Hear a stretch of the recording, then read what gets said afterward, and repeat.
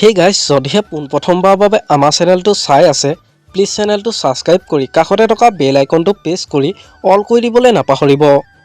লগতে এটা কথা কওঁ যে মোৰ আৰু এটা ইউটিউব চেনেল আছে, নামটো হৈছে দেৱাশিষ ব্লগ 20K। আপোনালোকে যদি চাব বিচাৰে ডেছক্ৰিপশ্যনৰ লিংক দিয়া আছে, এবাৰ গৈ চাই ল'ব। ৰেঙনি টিভিত সম্প্ৰচাৰিত হৈ থকা আদৰৰ আঁচু চিৰিয়েলত অভিনয় কৰা অনন্যা আচলতে হয় কোন, ঘৰ ক'ত, তাৰ সৈতে বিবাহপাশত আবদ্ধ হৈছে, সবিশেষ জানিব পাৰিব আজি এই ভিডিঅ'টোৰ মাধ্যমেৰে। গতিকে ভিডিঅ'টো অলপো স্কিপ নকৰাকৈ শেষলৈকে চাই থাকিব বুলি আশা কৰিলোঁ। ৰেঙনি টিভিত সম্প্ৰচাৰিত হৈ থকা আদৰৰ আঁচু চিৰিয়েলত অভিনয় কৰা অনন্যা আচল নামটো হ'ল মীনাক্ষী নেওগ। মীনাক্ষী নেওগৰ ঘৰ হ'ল যোৰহাটত। মীনাক্ষী নেওগৰ জন্ম হৈছিল 7 ডিচেম্বৰ তাৰিখে। মীনাক্ষী নেওগৰ পৰিয়ালত মাক দেউতাকৰ বৰ্তমান মৃত্যু হৈছে। ভনীয়েক এগৰাকী, এগৰাকী বায়েক আছে। মাকৰ নামটো হৈছে মীনা নেওগ।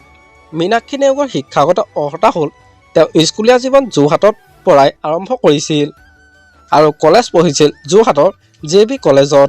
মীনাক্ষী নেওগে অভিনয় কৰা দুখনমান চিৰিয়েলৰ নাম হ'ল ৰহস্যময়ী, নিজৰা আৰু বৰ্তমান আদৰ আঁচু চিৰিয়েলত অনন্যা চৰিত্ৰত অভিনয় কৰি আছে আৰু ইয়াৰ উপৰিও তেওঁ বহুতো থিয়েটাৰত অভিনয় কৰিছে। মীনাক্ষী নেওগে বৰ্তমান বিয়া হৈ গৈছে, তেওঁ এগৰাকী কন্যা সন্তান আছে। আপোনালোকে বাৰু আদৰ আঁচু ধাৰাবাহিকখনত মীনাক্ষী নেওগৰ অভিনয় চাই কেনেকুৱা পাইছে তলত কমেণ্ট কৰি জনাবচোন। আমাৰ আজি ভিডিঅ'টো আছিল ইমানেই। আজিলৈ বাই বাই।